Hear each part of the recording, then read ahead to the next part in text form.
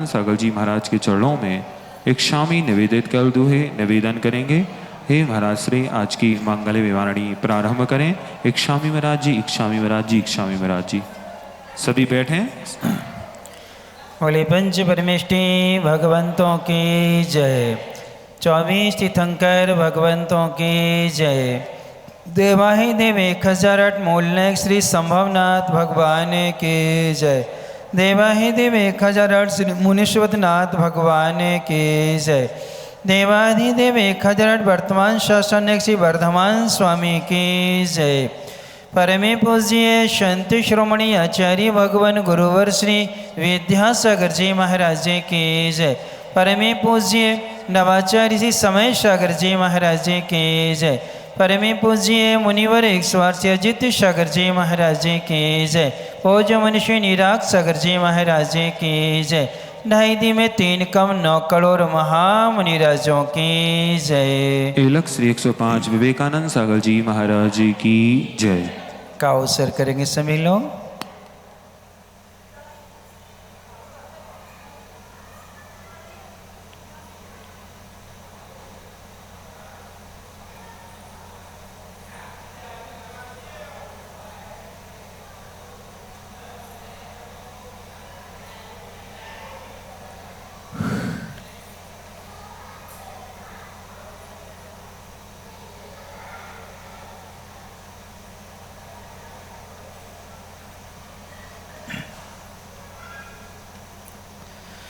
अपन सब लोग यहाँ वर्तमान शासन एक भगवान महावीर स्वामी का गुणगान कर रहे हैं, अर्थात स्तुत्य, स्तोता, स्तुति और स्तुति का फल। यहाँ इसमें स्तुत्व वर्धमान स्वामी है। स्तोता देखा जाए तो पंडित भागेंद्र जी हैं, अर्थापत्ति से अपन सब उनकी स्तुति करने वाले हैं। और ये 8 छंद में रची हुई जो पद वाक्यात्मक रचना है वह क्या है? स्तुति है। और इसका फल है संबर पूर्वक निर्जरा का होना, पुण्य की प्राप्ति का होना, विघ्नों का अंत होना और अपने आत्म स्वरूप का क्या होना? बोध होना। तो प्रथम छंद में भगवान के केवल ज्ञान की महिमा जानी थी कि भगवान महावीर नाम के तो बहुत सारे महापुरुष हुए हैं, लेकिन जिनमें निर्मल केवल ज्ञान पाया जाता है, क्योंकि केवल ज्ञान जैन दर्शन ने स्वीकार किया है, बौद्ध दर्शन ने भी स्वीकार किया है। लेकिन जैन दर्शन का केवल ज्ञान जो है वह पदार्थ को उत्पाद व्यय ध्रुव तीनों से साथ ही जानता है। और बौद्धों के यहाँ मात्र पर्याय को जानता है, द्रव को नहीं जानता और गुणों को नहीं जानता। और अपने भगवान का जो केवल ज्ञान है द्रव्य, गुण और पर्याय तीनों को एक साथ क्या कर लेता है? जान लेता है। जैसे अपन समझें कि आपसे कहें कि देखो पुद्गल द्रव्य है, पुद्गल द्रव्य की एक अपन ले लें, शक्कर को ले लें। शक्कर जो है वो पुद्गल द्रव्य है। अब आपसे कहें कि उसका हमें मीठा उसका क्या है? पर्याय है। रस क्या है? गुण है। मीठा उसकी क्या है? पर्याय है। सफ़ेद आदि होना वर्ण गुण की क्या है? पर्याय। अब हमें वर्ण गुण भी नहीं चाहिए, रस गुण भी नहीं चाहिए, मात्र शक्कर द्रव्य लेके आओ। क्या चाहिए हमें? मात्र शक्कर नाम का द्रव्य चाहिए, उसका रस नाम का गुण नहीं चाहिए, उसकी कोई पर्याय नहीं चाहिए, वर्ण गुण नहीं चाहिए, वर्ण गुण की कोई पर्याय नहीं चाहिए। क्या ला सकते हैं क्या? कभी भी कोई भी व्यक्ति उसको कितना भी कुशल क्यों ना हो, वो कभी क्या नहीं कर सकता? उसको अलग नहीं कर सकता। द्रव्य से कभी गुण और उनसे कभी पर्याय पृथक नहीं होती हैं। इन बौद्धों के यहाँ द्रव्य और गुण से रहित मात्र किसको मानता है? वो पर्याय को मानता है। इसलिए वैसा केवल ज्ञान नहीं जिस केवल ज्ञान में चेतन और अचेतन दोनों तरह के अनंत पदार्थ एक साथ उत्पाद व द्रव्य से द्रव्य गुण पर्याय से सहित होते हैं, वह कौन कहलाता है? भगवान का केवल ज्ञान कहलाता है। वह केवल ज्ञान हम सबका क्या करे? मार्गदर्शन करे। जैसे सूर्य के उदय होने से सारे पदार्थ स्पष्ट दिखने लगते हैं, वैसे ही भगवान केवल ज्ञान में संपूर्ण पदार्थ एक साथ झलकने लगते हैं। 343 घन रज्जु प्रमाण लोकाकाश है, और अलोकाकाश तो क्या है? अनंत है। ऐसे अनंत आकाश का एक भी ऐसा प्रदेश नहीं है जो भगवान के ज्ञान में झलक ना रहा हो, अर्थात सबको वो क्या कर रहे हैं? प्रत्यक्ष देख रहे हैं और जान रहे हैं।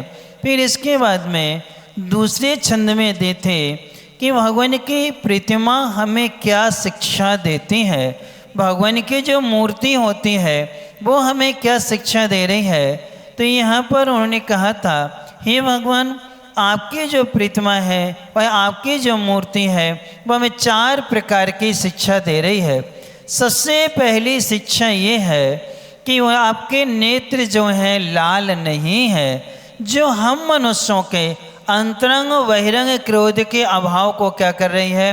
प्रकट कर रही है कि आपने मोहिनी कर्म का नाश कर लिया है। अंतरंग में भी क्रोध नहीं है और बाह्य में भी क्रोध नहीं है। फिर इसके बाद में आपके नेत्रों में परिस्पंदन नहीं हो रहा है, क्योंकि आपने जो है छाओसम ज्ञान को नाश कर दिया है, छायक ज्ञान को प्राप्त कर लिया है, इसलिए कोई भी इंद्रिय का विषय आपकी अनुभूति में नहीं आएगा। फिर इसके बाद में आपकी जो प्रतिमा है प्रस्मितमयी है, यानी कि वह है शांति के द्वारा रची गई है, यानी उसमें जो परमाणु है, जो आकृति है, उसके सारे परमाणु शांत हैं। कैसे हैं? शांत हैं, अर्थात इतने शुद्ध हैं, उनमें कोई भी कसाय का लेश मात्र भी नहीं है। जैसे उनके संपर्क में आते हैं तो हमें भी शांति का क्या होता है? अनुभव हुआ करता है। फिर वो कैसी है? अत्यंत निर्मल है, 18 दोषों के अभाव को क्या कर रही? वो प्रकट कर रही है, इसलिए क्या है? वो अत्यंत निर्मल है। ऐसे निर्मल भगवान आपकी जो आकृति है और नेत्रों में क्या है? बसी रहे, अर्थात नेत्रों में दृष्टि में बनी रहे, जिससे हम क्या कर सकें? अपना धर्म ध्यान अच्छे से कर सकें। तो भगवान की प्रतिमा को देख करके हमें इतनी सारी शिक्षाएं मिलती हैं, लेकिन कोई भी शिक्षा ग्रहण करते हो क्या? जब हम लोग पाठशाला पढ़ते थे, 6वीं की बात है, तो उस समय ऊधम करना हम लोगों का स्वभाव था, और पंडित जी भी कहते थे बच्चे ऊधम नहीं करेंगे तो क्या बूढ़े करेंगे, यानी ऊधम करने। लेकिन ऊधम करने में पढ़ाई कराते थे। वो कहते थे अजय बताओ भगवान किन किन को बनना, तो हम लोग हाथ उठा देते। तो यदि भगवान बनना है तो जैसे भगवान बैठे वैसे बैठ जाओ। पहले भगवान जैसे बनना है तो भगवान जैसे क्या करो? पहले बैठो। जब तक भगवान जैसे नहीं बैठोगे तब तक उन जैसे बन भी नहीं पाओगे। अच्छा सब लोग बैठ जाओ, तो हम लोग भी अपनी पालथी लगा के हाथ पे हाथ और पैर में पैर फंसाए और ऐसे आंखें बंद करके बैठ जाते थे। तब पंडित जी अपना काम कर लेते थे। उतने में क्या करा लिया उन्होंने? कोई ना कोई पाठ पढ़ा देते थे।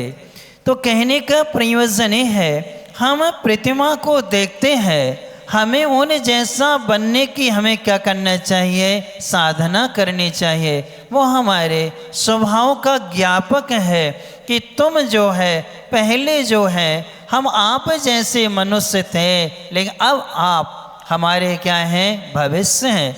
भगवान के सामने हम 2 चीज़ें जानते हैं, हे भगवान मैं आपका अतीत खड़ा हूँ, लेकिन आप मेरे क्या हैं? भविष्य हैं। हमें आप जैसा क्या है? बनना है। ऐसे जब भाव आते हैं और उनकी जब आकृति को देखते हैं तो हमें अपने इस औदारिक शरीर पर गिलानी आती है। हे भगवान आपका शरीर 7 धातु से रहित है और हमारा उससे सहित है। आपकी आत्मा जो है विकारी भावों से रहित है और हमारी आत्मा विकारी भावों से सहित है। आप मुनि अवस्था में घोर उपसर्गों को सहन करते हुए आप क्या हैं, विचलित नहीं हुए, और आज हम एक मच्छर से भी क्या हो जाते हैं, डिग जाते हैं, विचलित हो जाते हैं। आपने ठंडी और गर्मी को पहाड़ों पर रह कर के सहन किया है और आज हम कहाँ, बंद कमरे में रहते हुए भी कपड़े पहनते हैं। एक बार एक व्यक्ति आए, ठंडी की बात है अभी, और वो करीब 14 कपड़े पहने थे। कितने? 14 कपड़े पहने थे। और आते ही साथ में भैया वृत्ति करने के लिए उन्हें अपने हाथ के ग्लव्स उतारे और भैया वृत्ति करने लगे। कहने लगे महाराज आज तो ठंडी बहुत कम है। हम लोग स्कूल में रुके और वो कितने कपड़े पहने, और 2 तो ने उतार दिए, ग्लव्स उतार दिए, 12 कपड़ा पहने, और इसलिए आज क्या कह रहे हैं, हमने कहा एक काम करो पूरे उतारो, हमारे जैसे लंगोटी पे आ जाओ, तो मालूम चलेगा कि ठंडी कम है कि ज़्यादा है।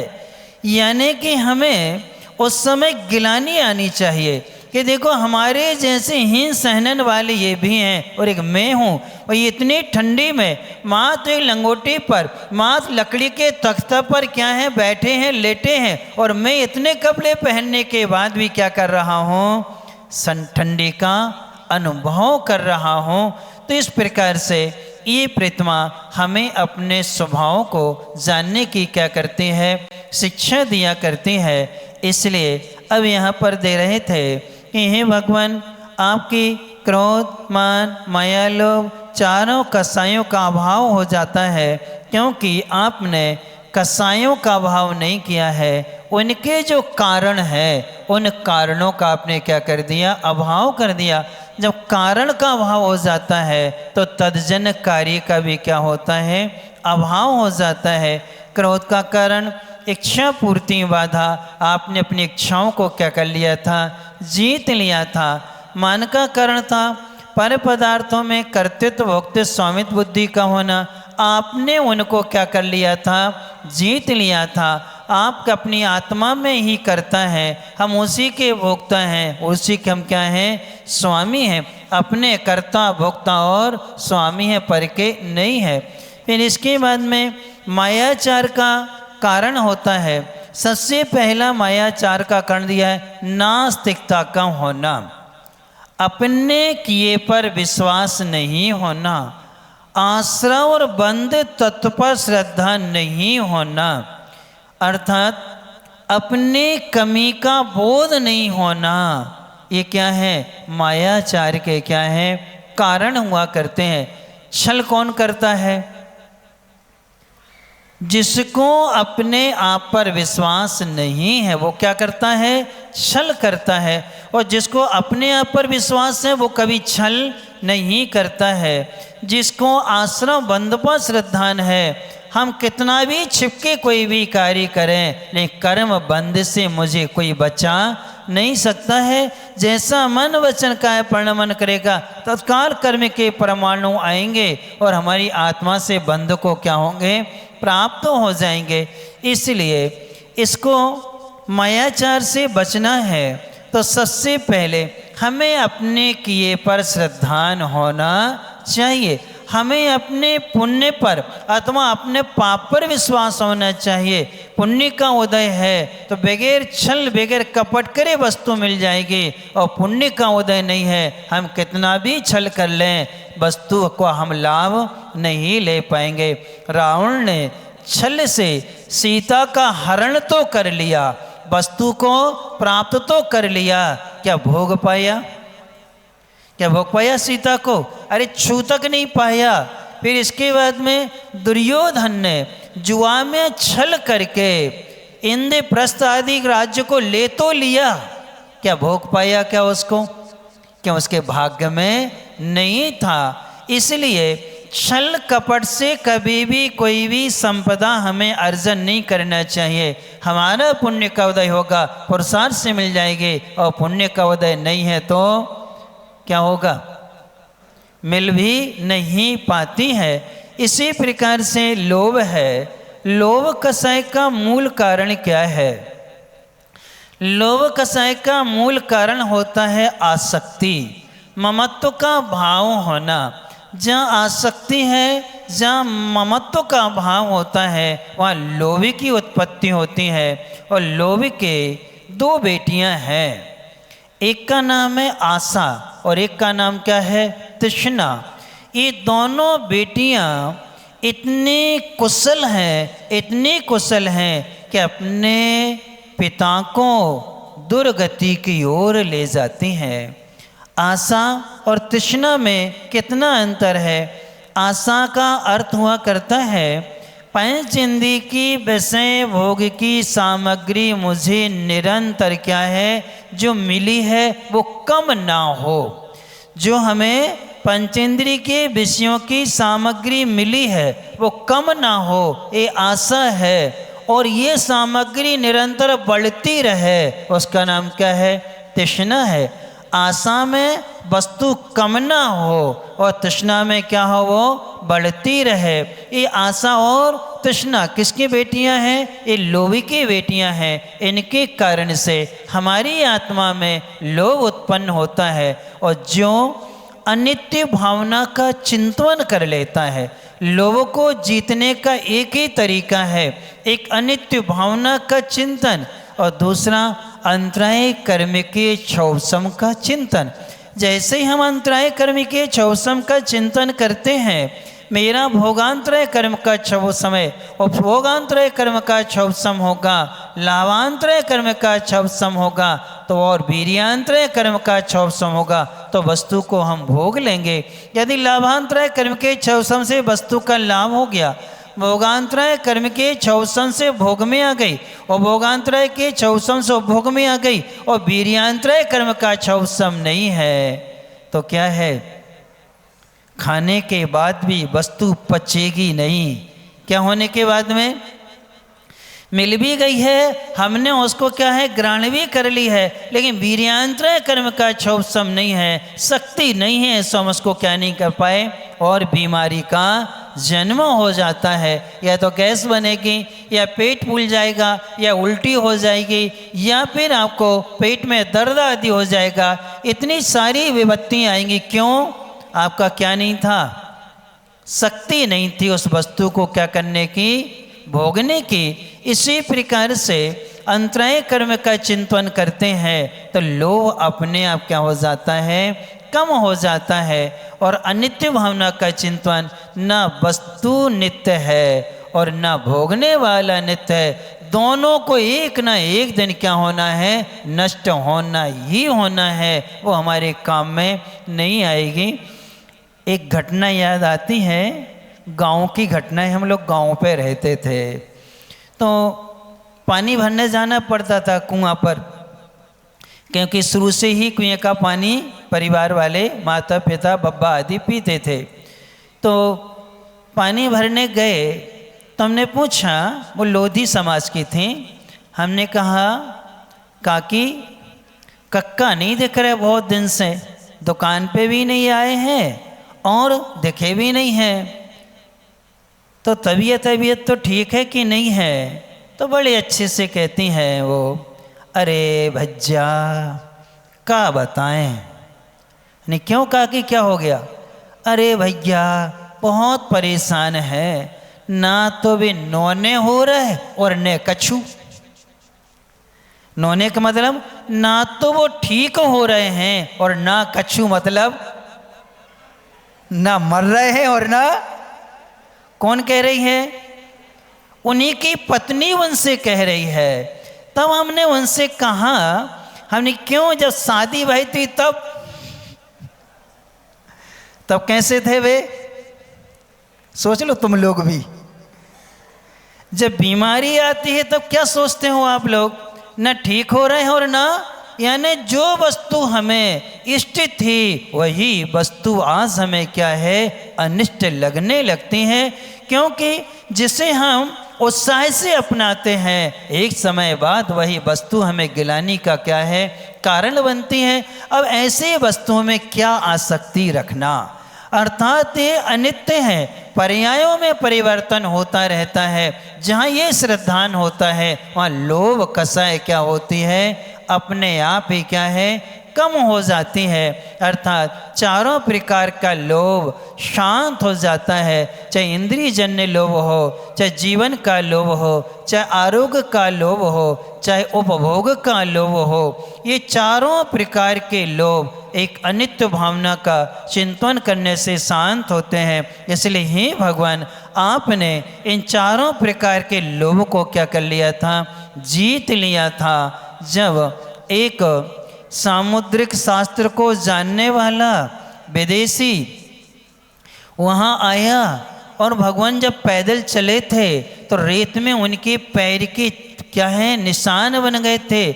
उन निशानों को देख करके आश्चर्यचकित हो गया, इसको तो 3 लोक का राजा होना चाहिए, परंतु ये व्यक्ति पैदल। आश्चर्य उसको, और उसको इतना लगा, इतनी गिलानी आई कि मुझे देखना चाहिए मैंने जो अध्ययन किया है वो गलत है कि सही है। उन पद चिन्हों को देखते गया तो महावीर भगवान काउत्सर मुद्रा में क्या थे, खड़े थे। देख करके आश्चर्यचकित हो गया कि नहीं, मैंने जो पढ़ा है वो ज्ञान फेल है, क्योंकि इसको तो क्या होना चाहिए, महाराजा राजा होना चाहिए, महलों में रहना चाहिए। और उसने सोचा ऐसे ज्ञान से कोई मतलब नहीं, जीना कोई मतलब नहीं, और आत्महत्या के लिए सोच लिया। आत्महत्या के लिए समुद्र में कूदने वाला था। इतने में देव आए और देवों ने उसको रोक लिया और रोक करके कहा, संबोधा, तेरा ज्ञान सही है। क्या है, तुम्हारा ज्ञान सही है। इन्होंने सबको क्या कर दिया है, छोड़ दिया है। ये वीतरागी हैं, अर्थात एक राजा की ही बेटे थे। इनके यहाँ 15 माह तक 10.5 करोड़ रत्न डेली वर्षे हैं, रोज 15 माह तक वर्षे हैं। उन सबको इन्होंने क्या कर दिया है, त्याग कर दिया है। ये वीतरागता का प्रभाव है।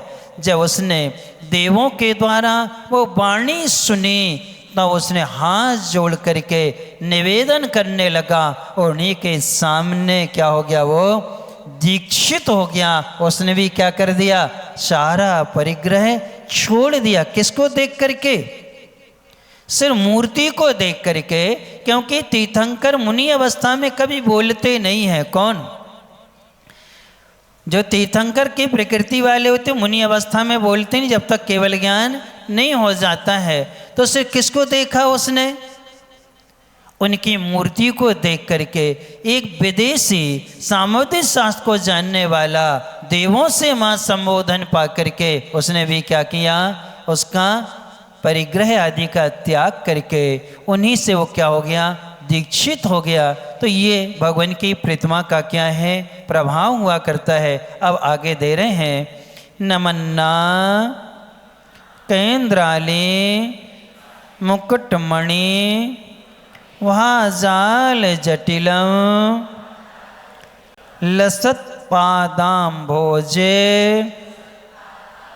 द्वयमेह यदियम तनुभृतां भवज्ज्वाला शान्त्यै प्रभवति जलं वा स्मृतमपि। महावीर स्वामी नयन पथिगामी भवतु मे। नमन्ना केंद्राली मुकुटमणि भाजाल जटिलम्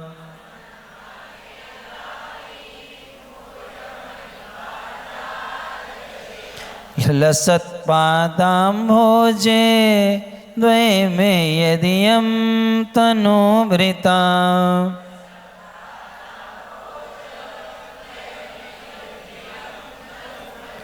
भवज्ज्वाला शान्त्यै प्रभवति जलं वा स्मृतिमपि।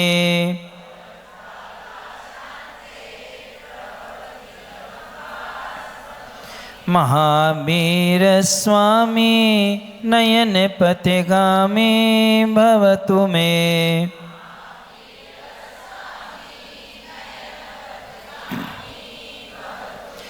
इसमें दे रहे हैं नमत यानी झुके हुए, नमत यानी झुके हुए, आकेंद्राली, आकेंद्र अर्थात इसका मतलब होता है नमन यानी झुकी है, नाक यानी होता स्वर्ग, इंद्र आने स्वर्ग का इंद्र, आली यानी पंक्ति, आली का अर्थ होता है पंक्ति, झुके हुए नाक यानी स्वर्ग के इंद्रों का जो समूह था, जो उनकी पंक्ति थी इंद्रों की, उनने जैसे क्या किया था, नमत यानी झुके हुए थे, मुकुट उनके मुकुटों में लगी हुई मणि, भा यानी कांति का, जाल यानी समूह से क्या थी वो, जटिलम यानी शोभायमान थी, क्या थी वो, शोभायमान थे, लसत यानी सुशोभित,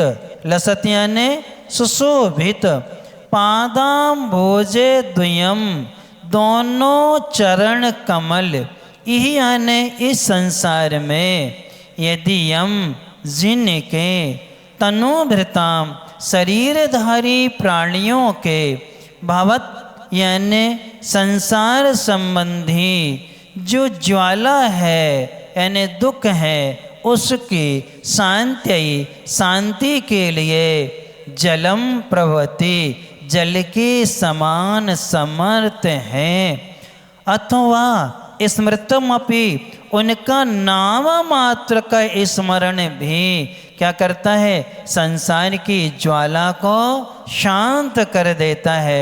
ऐसे महावीर स्वामी मेरे नेत्रों के क्या हो, मार्गदर्शक हो, गामी हो।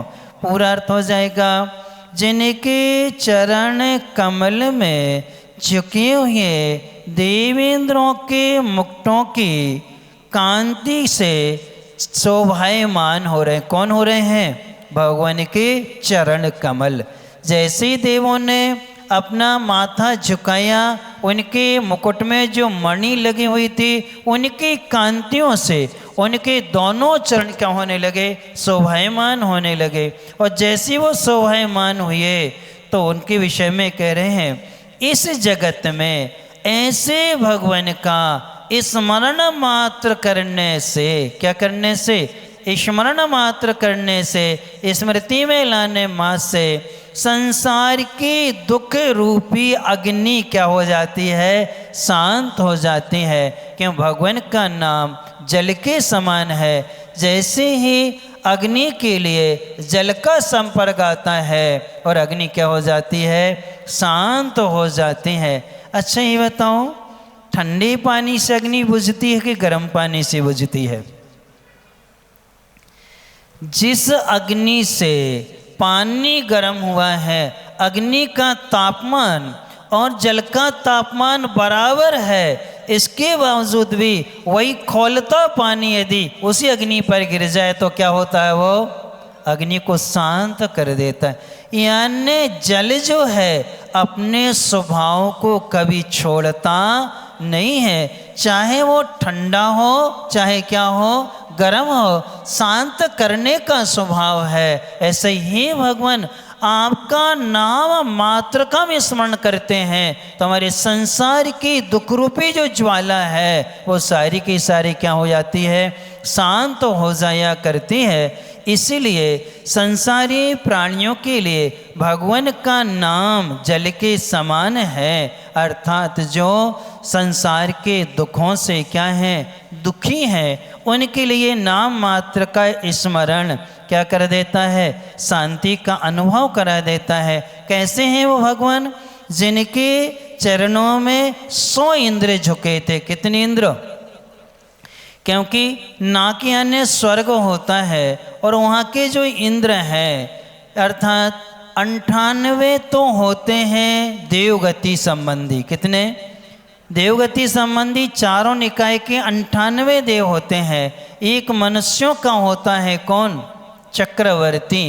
और त्रिंचों के अंदर कौन होता है? शेर होता है।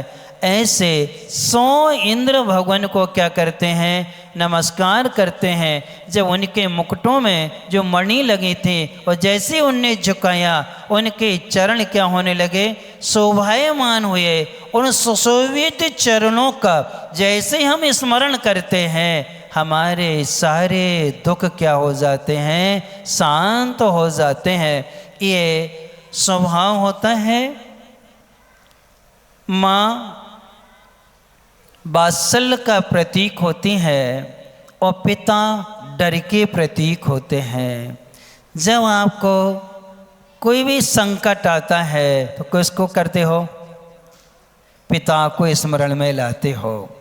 और जब डर लगता है तो पिता को, और जब कोई दुख आता है तो माँ को क्या करते हो, स्मरण करते हो।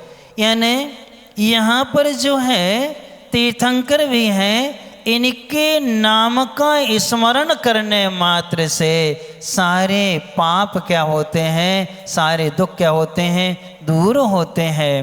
तीव्र कर्म का उदय हो, हमने एक दिन आपको बताया था, तीव्र कर्म का उदय है।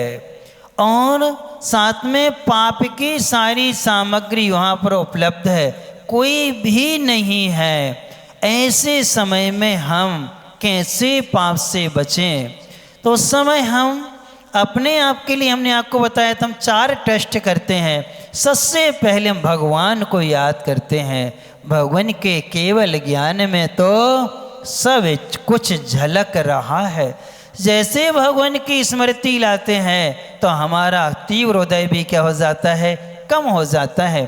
काश मेरे गुरु मेरे साथ इस समय होते। हम जैसे गुरु को स्मृति में लाते हैं, उस समय भी हमारा पाप कर्म मंद पड़ जाता है। और फिर माँ को स्मृति में लाते हैं, पिता को स्मृति में लाते हैं, और सेवा करने वाली जो श्रावक हैं उनको स्मृति में लाते हैं। इस अवस्था में ये श्रावक गण मुझे देखेंगे तो इस समय मुझसे क्या कहेंगे। उस समय क्या होता है, वो पाप कर्म क्या हो जाता है, मात्र स्मृति में मात्र लाने से, श्रद्धा का विषय मात्र बनाने से वो सब कुछ क्या होता है, शांत हो जाता है।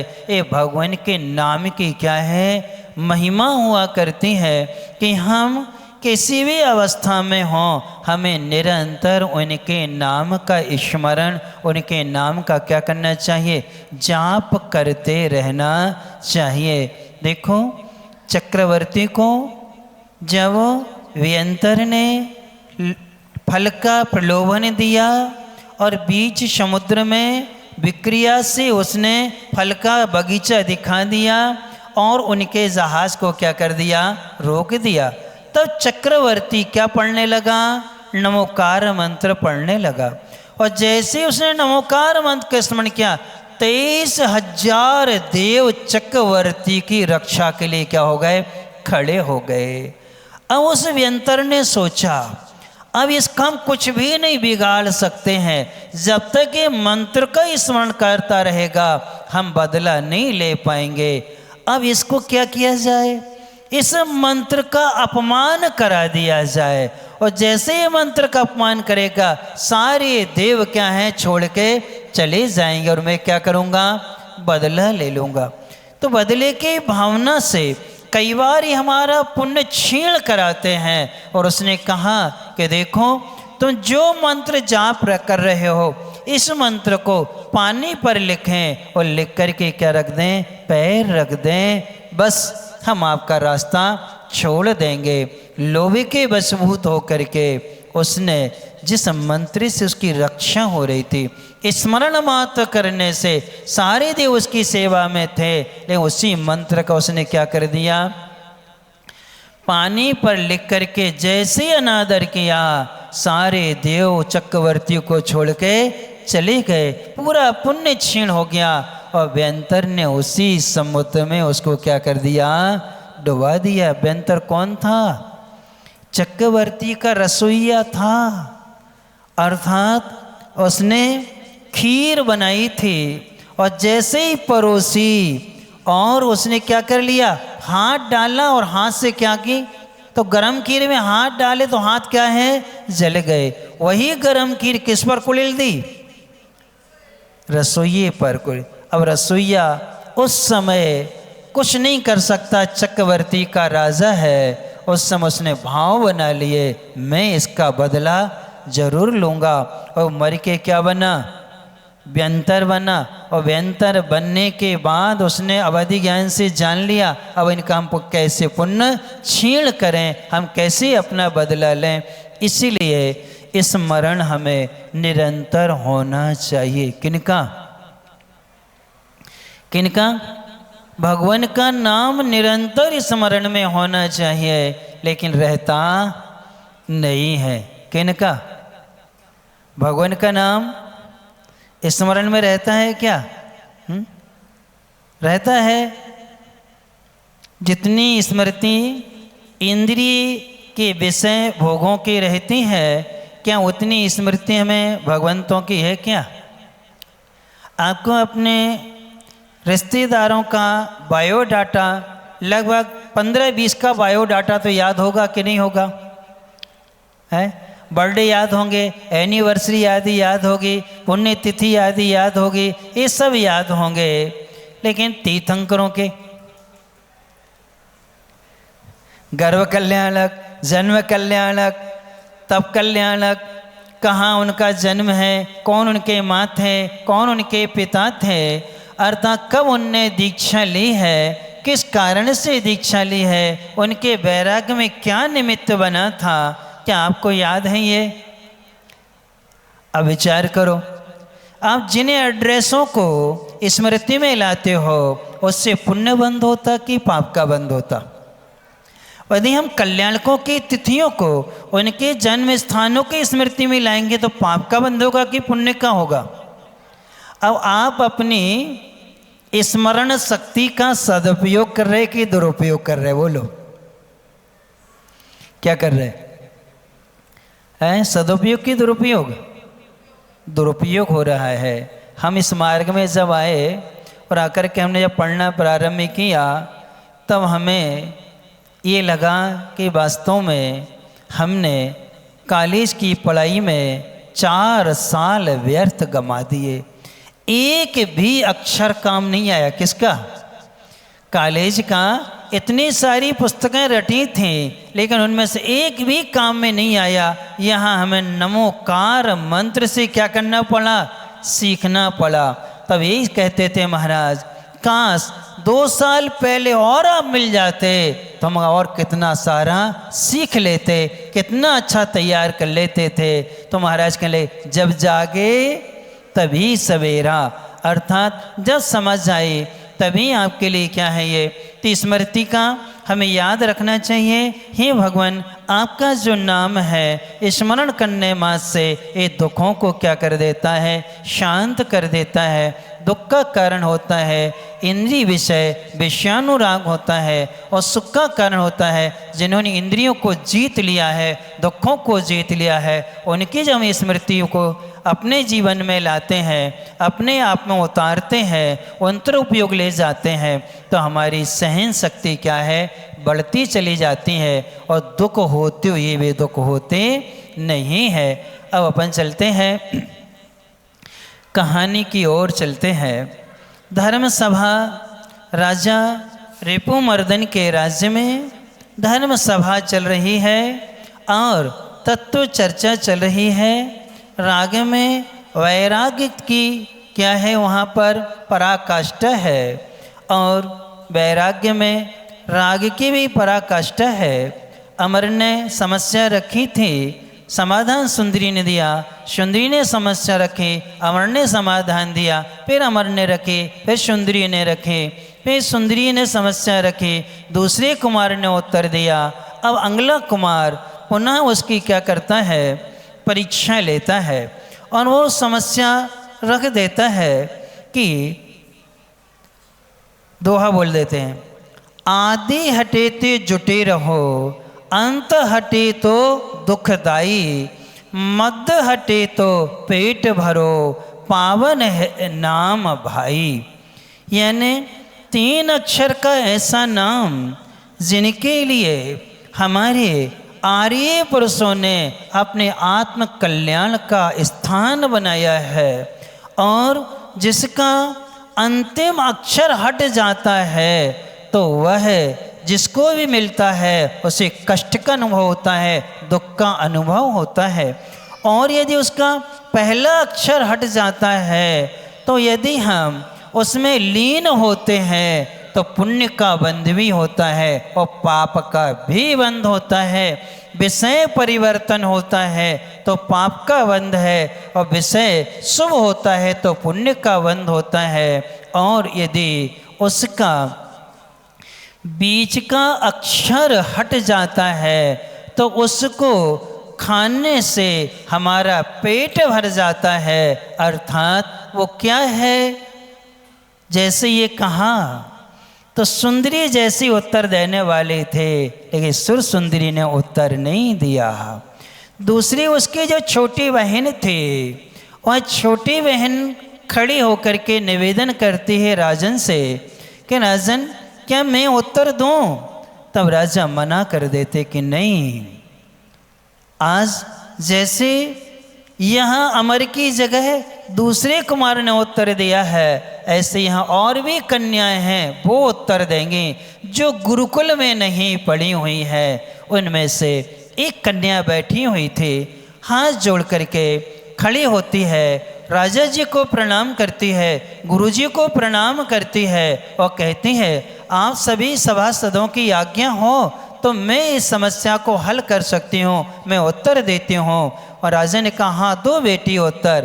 तो उसने कहा वो 3 अक्षर का शब्द है भारत। क्या है?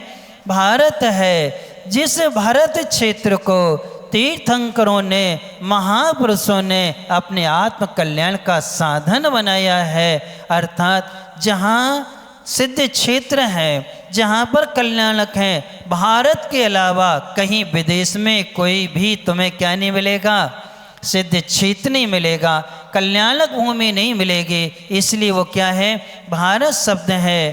अंत का ता हट जाए तो भार भरमेश दुखदाई होता है। क्या होता वो? दुखदाई होता है, कष्ट देने वाला होता है। इसलिए भार किसी को रखना नहीं चाहिए। फिर उसने कहा यदि हम आगे का भा हटा देते हैं तो रत शब्द होता है।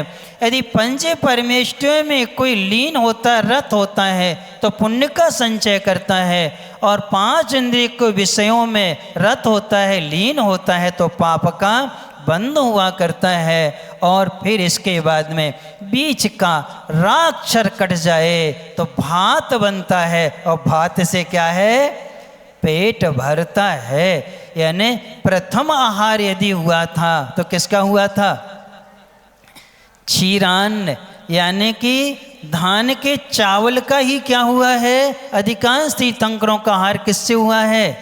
चावल से हुआ। तो भात खाने से क्या होता है, हमारा पेट भर जाता है। जैसे ये कहा राजा आश्चर्यचकित, उनके जो गुरु थे वो भी आश्चर्यचकित हो गए।